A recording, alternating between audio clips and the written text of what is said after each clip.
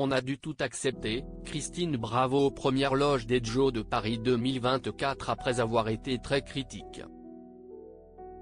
Comme de nombreux Français, Christine Bravo a elle aussi admiré la cérémonie d'ouverture des Jeux Olympiques de Paris 2024.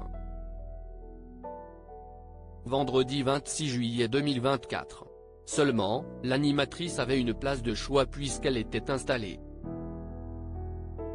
dans une de ses péniches directement sur la scène à seulement quelques mètres du défilé des athlètes.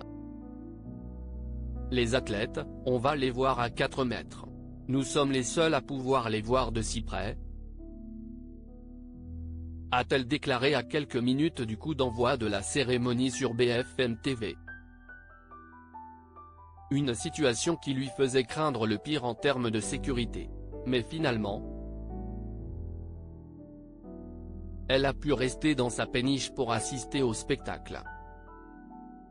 Malgré tout, elle a dû se plier à de nombreuses règles sécuritaires pendant des mois, selon elle. Christine Bravo a dû faire des sacrifices pour assister à cette cérémonie dans ces conditions. J'ai vu des démineurs sur ma péniche, des chiens renifleurs, on a dû se prêter à toutes les contraintes, tout accepter. A-t-elle tout de même tenu à préciser. Des mesures qui étaient nécessaires pour permettre le bon déroulé de la cérémonie et elle en est consciente. Alors qu'elle vit aujourd'hui la plupart de l'année en Corse, elle a retrouvé le plaisir de revenir à Paris grâce à ces Jeux Olympiques. En plus de pouvoir admirer les athlètes de très près, elle avait également la grande fierté de voir l'un de ses bateaux transporter une délégation.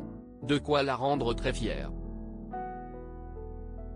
Sur son compte Instagram, elle a partagé sa réaction en découvrant son bateau surnommé Froufrou figurer dans la parade. Mes chers et chers abonnés, merci pour vos commentaires adorables sur mon bateau Froufrou, qui a participé hier à la parade olympique. C'est un vieux navire art déco, tout en bois, qui navigue sur la Seine depuis déjà 5 ans, a-t-elle d'abord expliqué dans un premier temps. Hier j'ai pleuré en le voyant passer avec un moteur en panne.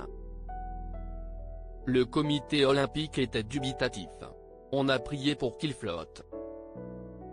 Et il était si digne et vaillant malgré son grand âge de Super Van Craft. Ses ancêtres hollandais taillés pour la mer. Il est presque 6 heures du matin. Je ne parviens pas à dormir. Trop de stress et d'émotions en 48 heures, a-t-elle ajouté.